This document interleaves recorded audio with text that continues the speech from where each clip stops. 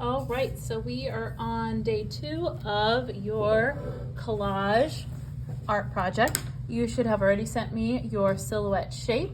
So today you are going to get your final paper that we will be using. Make sure you put your name on the back of your paper.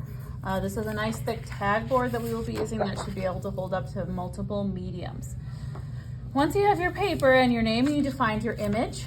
You should have already sent it to me. You today need to decide how you are going to get this image onto your paper. You have 2 choices depending on the complexity of your image. With this one, I chose to just cut it out and I'm going to trace it on the center of my paper. If your picture is a simple one black silhouette shape, you can do this. However, if your picture happens to have white spaces or details in it, you are going to need to do the carbon transfer, which is what I'm going to show you now, because you'll not be able to get all those details from just cutting it out. Okay, so option A is take your image, cut it out, center it on your paper and trace it. Option B would be to carbon transfer. Carbon transfer simply means we are going to use pencil lead and we are going to color the back side of your image to allow us to then trace the edges and then transfer the image onto your background paper, okay? So if you're doing a carbon transfer, you will flip it over. Hopefully you can see your image already. You only need to color where the edges of your image are. So for this example, I only need to color right where the edge of the bird meets the negative space or the background. I don't actually need to color in the center because there is no detail in the center I'm going to need to transfer. However, if you're somebody who has an image with a lot of different varieties of shapes, you're going to need to color everything inside the shape. So you would have to flip it over. You would have to trace the outline of your shape.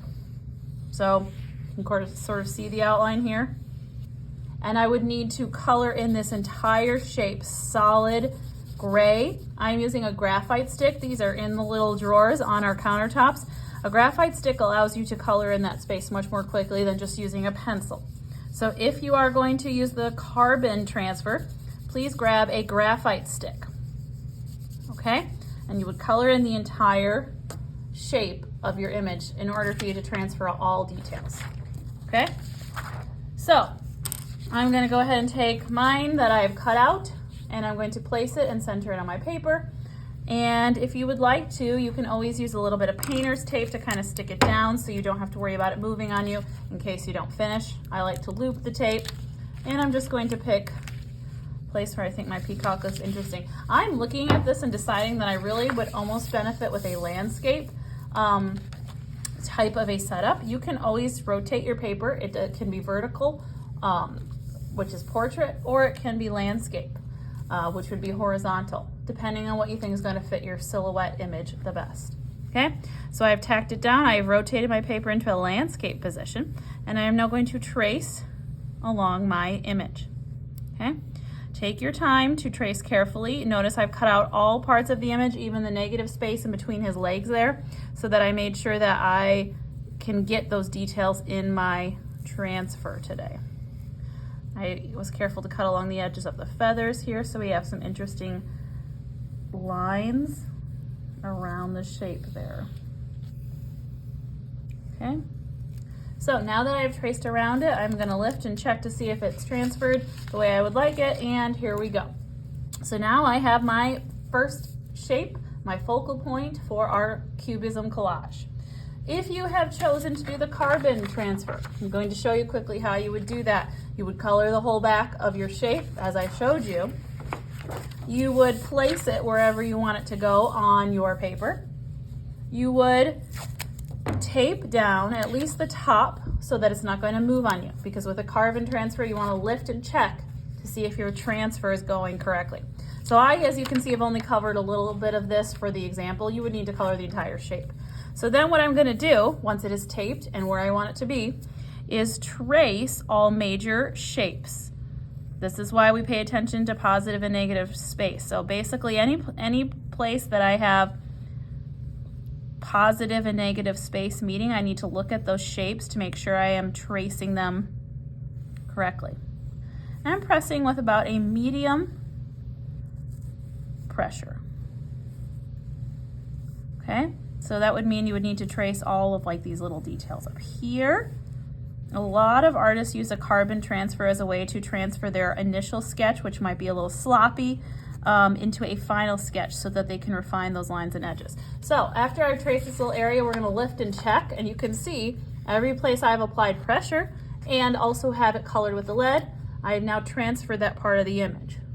So you can see if you use this method, it's going to take you most of the class time. So make sure you tape it down so you don't have it move on you as you are tracing. Okay? Going back to once you have your shape on your paper, whether you used cutout or carbon transfer, we are now going to divide this up into spaces. As we just talked about, Cubism is dividing images into spaces or geometric shapes and then drawing them from different perspectives. For this project, we are going to be drawing them using different mediums. When you divide your image up, all of your lines need to go through your focal point. So grab a ruler if you want to use a ruler, and you need to draw your line from one side of your paper to the other, going through your focal point. Okay? Same thing here. I need to make a total of 8 spaces. 6 of them we are going to work on together. There are 2 that you may choose your own choice of medium to color. Okay? So let's check 1, 2, 3, 4, 5, 6. So I currently have 6 spaces. I'm going to go ahead and divide this one up here. Try to make sure that you're keeping them not too big and not too small. Use that hand reference. You want them to be about the size of your hand or fist. Somewhere around there is a good size for this project. Okay? So let's count them up again. 1, 2, 3, 4, 5, 6, 7. So I'm going to go ahead and, since I have to draw through the subject, I'm going to add one last little space here, catching the end of his tail feather. Okay? So now I am ready for my next steps, where we are going to start shading in each area using a different technique and a different material.